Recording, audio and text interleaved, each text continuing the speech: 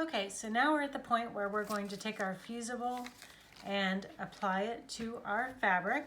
I've traced this design from the template in my pattern right onto the paper side of the fusible. And I like to cut out the centers. You'll see this in a minute. I cut out the centers because you don't need all that fusible. Really just the edges is enough. So I've got my iron set on high with no heat, and I'm basically just going to iron these down. Once they are ironed, I'll cut them out on the drawn lines, and then they'll be ready for the next steps. So that is section D.